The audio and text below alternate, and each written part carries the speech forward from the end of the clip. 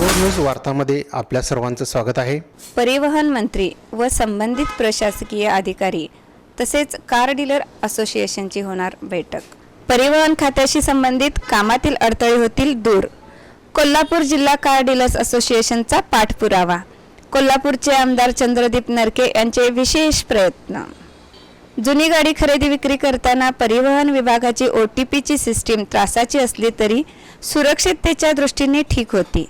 काही महिन्यापासून परिवहन विभागाने वाहनाच्या बऱ्याच कामांमध्ये गाडी ट्रान्सफर, PUC, इन्शुरन्स अशा कामांमध्ये सर्वच कामात OTP सिस्टीम सुरू केली आहे।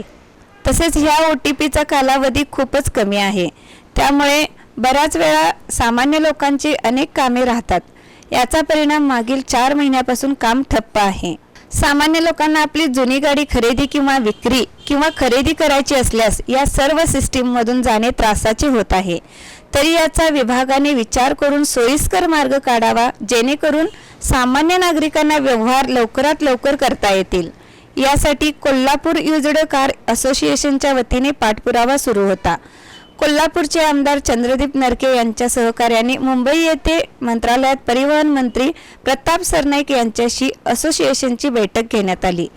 बैठकीत RTO पोर्टल व इतर प्रलंबित मागण्यांबाबत सविस्तर चर्चा झाली। यावेळी काही दिवसातच संबंधित प्रशासकीय अधिकारी व कार डीलर्स असोसिएशन यांची संयुक्त बैठक घेऊन योग्य तो निर्णय घेतला जाईल व मार्ग काढून RTO सेवा पुन्हा सुरळीतपणे सुरू करू असे आश्वासन परिवहन मंत्री प्रताप सरनाईक यांनी दिला।